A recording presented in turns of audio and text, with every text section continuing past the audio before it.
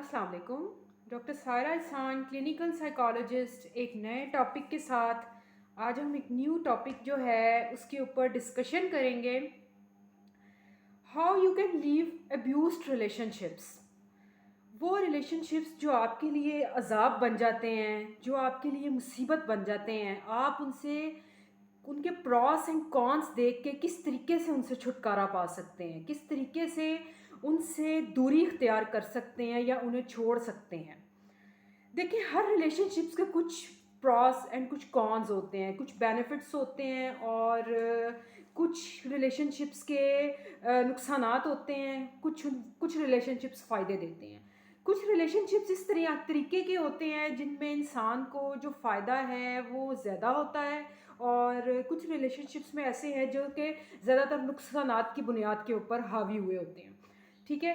कुछ रिलेशनशिप्स इस तरह की भी हमारी ज़िंदगी में होते हैं जिनके बगैर आप गुजारा नहीं कर सकते, लेकिन वो आपको ज़हनी टॉर्चर दे दे के इतने के परेशान कुन होते हैं आपके लिए, इतने के एक अजाब का बाइस बन चुके होते हैं कि आप ना तो उन्हें छोड़ सकते हैं, ना आप उनको अपने साथ रख सकते हैं, ना आप उनसे दूरी इख्तियार कर सकते हैं, ना आप उन्हें इग्नोर कर सकते हैं।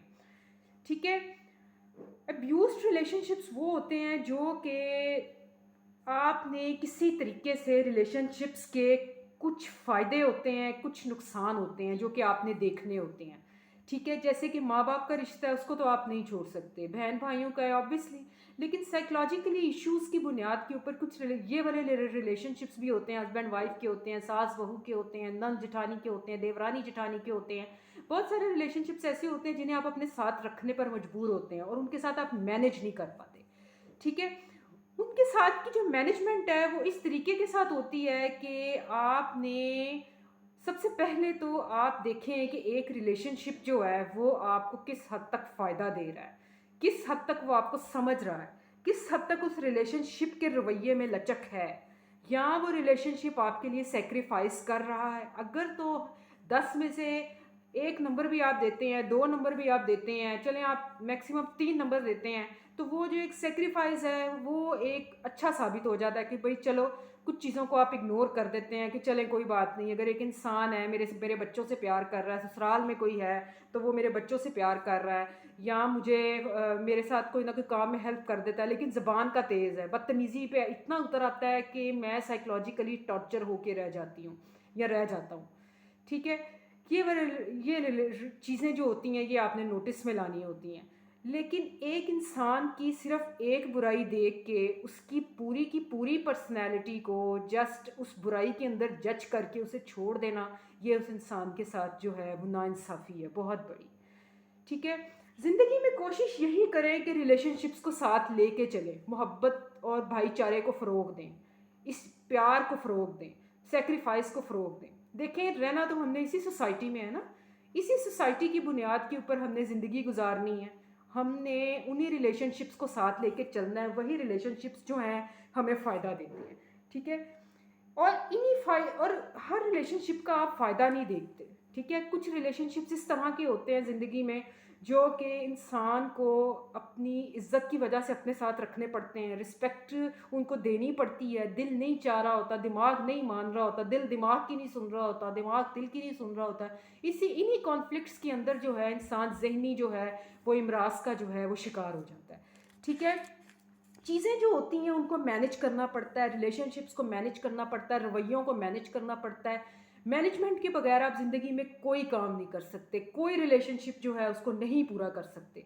ठीक है। किसी रिलेशनशिप्स के आप जो रिक्वायरमेंट्स होती हैं उन्हें पूरा नहीं कर सकते। पहले इस चीज़ को नोटिस में लेके आएँ और एक्सेप्ट करें कि क्या आपके अंदर कोई बुराई है, क्या आप उस रिलेशनशिप को डिज़र्व करते हैं। और अगर आपको लगता है कि आपने बहुत एक रिलेशनशिप के लिए किया है, उसके बावजूद आपको उसकी तरफ से कोई सिला नहीं मिल रहा, या आप इतना करने के बावजूद भी वो इंसान आपको कोई प्रोटोकॉल नहीं दे रहा और आपका कोई नाम नहीं कर रहा और बस आपको एक टॉर्चर दिए जा रहा है, तो आप उस रिलेशनशिप्स को उसके हाल के ऊपर छोड़ दें, उस रिश्ते को आप उसके हाल के ऊपर छोड़ दें।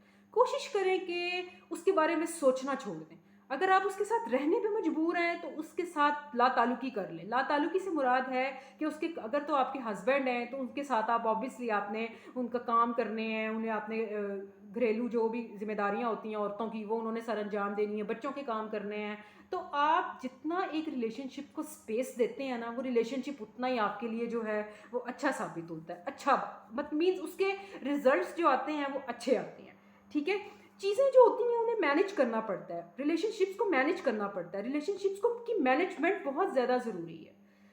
ठीक है, इसके साथ साथ एक और चीज़ जो है मैं बड़ी ज़रूरी, मेरे पास जो पेशेंट्स आते हैं वो ज़्यादातर बेचारे इसी चीज़ को बैठ के रोते हैं कि हम लोग जो हैं एक इंसान के लिए इतना कर रहे हैं और हम उसके साथ रहने पे भी मजबूर हैं, ना करें तो गुजारा भी नहीं है। जैसे कि मैं नाम नहीं लूँगी, ऑब्वियसली हमारे ससुराल में होते हैं रिलेशनशिप्स, हमारे घरों में होते हैं, हमारे अपने होते हैं, सारे अपने ही होते हैं। गैरों गैरों के साथ तो आप रहने पे मजबूर नहीं है ना, अपनों के साथ ही आप रहने पे मजबूर हैं।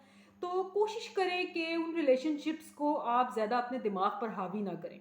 खाली दिमाग जो होता है वो शैतान का घर होता है। ठीक है, उस शैतानियत से बचें, उस शैतानियत से दूर रहें। एक इंसान के बारे में ओवर थिंकिंग ना करें। देखें, इंसान है, अशरफुल मखलूक़ात है, अल्लाह ताला ने इंसान को इस दुनिया में बना के भेजा है। इंसान से किसी अंबिया कराम की या खुदा होने की उम्मीद ना रखें।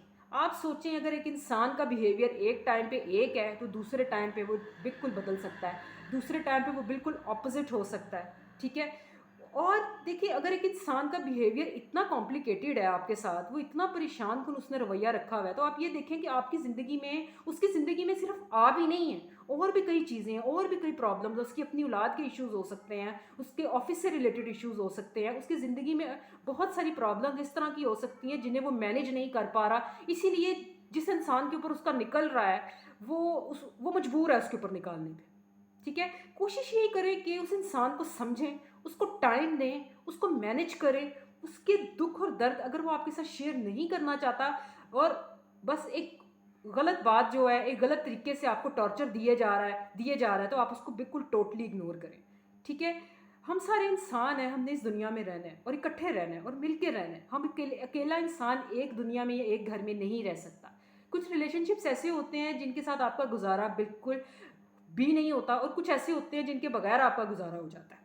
ठीक है, और जिनके बगैर आपका गुजारा हो जाता है वो तो चले एक गिफ्ट है ना, कि ऑब्वियसली भाई उनसे आपको कोई उस तरह का लेना देना नहीं है, हेलो हाय। कुछ रिलेशनशिप्स इस तरह के होते हैं कि आप उनके साथ दूरी इख्तियार करें तो आप थोड़े से रिलैक्स रहते हैं। ठीक है, अगर आप उनके साथ दूरी इख्तियार ना करें तो आपको हर वक्त का एक टॉर्चर रहता है, मेंटली टॉर्चर रहता है, रिलैक्सेशन नहीं होती बिल्कुल भी। माइंड जो है वो बिल्कुल एक वे में जाता है और आप उससे छुटकारा जो है वो बिल्कुल नहीं पा सकते। ठीक है, ज़िंदगी में किसी से वो उम्मीद ना करें जो आपने अपने आइडियल में, अपने ख्वाब में बनाई हुई है। इंसान को इंसान ही समझें, इंसान को इंसान समझ के ही डील करें। ठीक है, कोशिश करें कि सबसे पहले दूसरों के अंदर खामियां तलाश करने से ज़्यादा आप ये देखें कि कहीं आपके अपने अंदर तो कोई खामी नहीं है। कितनी खामी है आपके अंदर।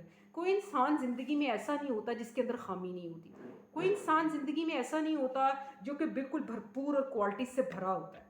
ठीक है, अल्लाह ताला हमारे लिए सानिया फ़रमाए, हमारे आगे आने वाले वक्तों के लिए सानिया फ़रमाए और हमें सोसाइटी में एडजस्ट करने की तौफीक दे और हमें रिलैक्स करे। और रिलैक्सेशन जो है एक बहुत बड़ा गिफ्ट